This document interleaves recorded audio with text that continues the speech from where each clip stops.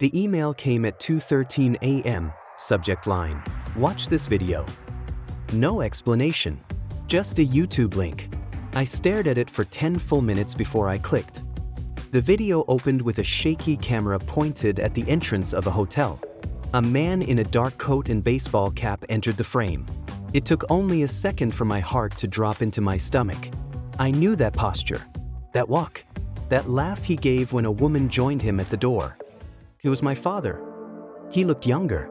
The footage was old, judging by the timestamp, from 2004. I would have been in high school, still believing my family was something close to normal. The video followed them into the hotel. I expected a scandal, an affair. Instead, I watched my father hand over an envelope, and then, the woman handed him a baby.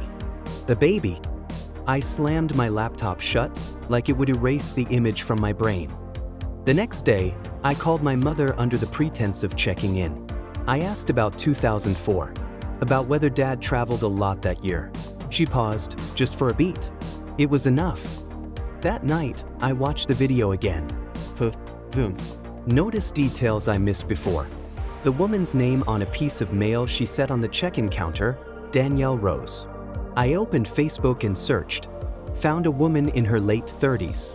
Her profile picture showed her with a young man who looked uncannily like a teenage version of my brother. I didn't know what I was hoping to find. Closure? Answers? Maybe just proof that I wasn't losing my mind. Finally, I confronted my father. I got an email, I told him, with a video from 2004. He paled, didn't ask what video, just sat down heavily on the edge of the sofa.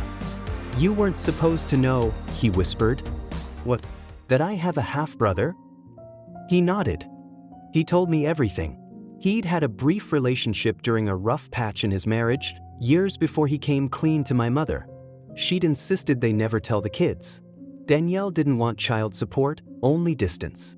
But my father sent money secretly, kept tabs, stayed involved from a distance. I felt like my foundation cracked beneath me. "You let me grow up thinking we were this perfect family," I said. "We were never perfect," he replied. "We just tried to protect you from the cracks." I didn't know how to feel, angry, betrayed, heartbroken. Mostly I felt hollow. When I was 10, my dad left. One day he was packing for a short trip, and the next, he was just gone. No explanations. No long talks. He hugged me, said, "I'll be back soon," and disappeared. I spent years waiting. At first, I believed he'd walk through the door any minute. Then I got angry. Then I got numb. My mom never gave me the full story. "He had problems," she'd say, and that was the end of it. We survived. We moved on. Or at least I did, mostly. Fast forward to last year.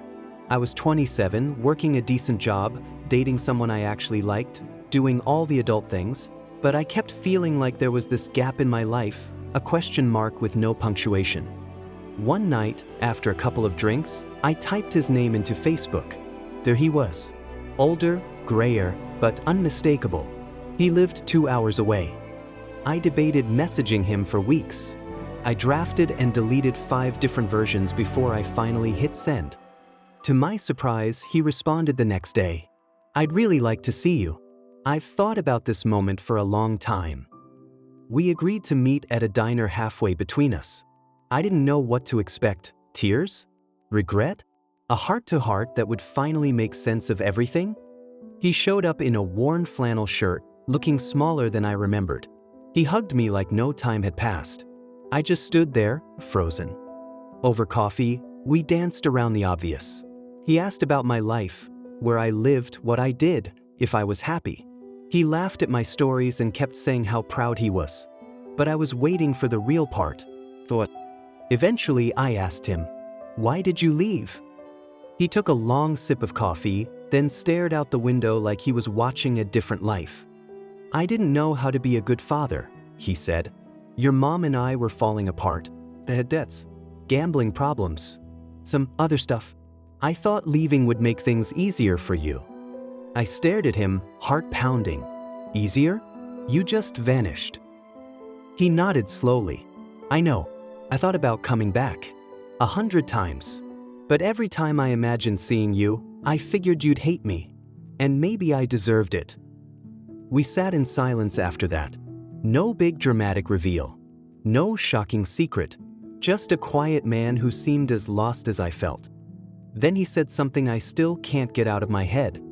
Sometimes I wonder if I even exist in your life anymore. Or if I'm just a question you've already answered. I didn't know how to respond. Part of me wanted to scream that he was the question, the one that shaped every part of who I am. But instead, I paid the check and we hugged goodbye. I haven't seen him since. I went into that meeting thinking I'd leave with clarity, an apology, maybe even a reconciliation. But all I got was more gray, more ambiguity. And somehow, that made it harder. Sometimes the people we lose aren't villains. They're just broken in ways we'll never understand. And that's a lot harder to forgive. Everyone told me I'd regret not reaching out. He's still your dad, they'd say, like that was supposed to mean something. Truth was, I barely remembered the man. He left when I was 5, and for most of my life, he was just a name, a shadow people whispered about when they thought I couldn't hear. But after turning 30, I started to feel the weight of unanswered questions. I figured maybe it was time to fill in the blanks. Curiosity can be a dangerous thing. So I found him. A few Google searches, a couple of awkward emails to relatives I hadn't talked to in years, and boom, there he was, living in a trailer just outside of Reno. I sent him a message through Facebook. Just a short one. Not sure if you want to hear from me, but I'm open to talking. He replied the next day. Been hoping you'd reach out. That sentence alone twisted something in my chest. It was the kind of thing I'd imagined hearing when I was a kid, that maybe he was just waiting for the right time to come back. I let myself believe for a moment that this could be a new beginning. We met at a diner. He was older, heavier, and honestly looked like he'd lived a hard life. But he smiled when he saw me, like really smiled, and for the first 20 minutes, it felt okay. We talked about surface stuff, work, hobbies, weather. Then I asked, "Why did you leave?" He sighed, leaned back and said, "It wasn't just your mom and me. I had issues. Things I didn't want around you." That should have been enough, but I pushed. "What kind of things?" He got quiet, stirred his coffee for too long, then finally said, "Drugs. Anger. Jail once or twice. I wasn't a good man back then." He admitted to stealing from my mom, blowing our rent money on cocaine. One night, she locked him out after he punched a hole in the wall, a hole right next to my crib. That's when she made him leave. He didn't fight it. "I thought I'd do less damage from far away," he said, almost casually. I sat there, stunned. I thought I'd prepared myself for the worst. But hearing it, how close I came to growing up in chaos, shook me. Then he dropped the last bomb. "I've stayed away because I still struggle. Been clean for a couple years now, but I relapse sometimes. I didn't want to drag you into it." That was when I realized this wasn't a redemption story. This wasn't the start of some tearful reunion. He wasn't better. He wasn't ready. He was still the same man, just older and better at hiding the damage. I paid the bill, told him I was glad we talked, and left. He didn't stop me. It's strange. I wanted to hate him. But what I felt instead was pity. And relief.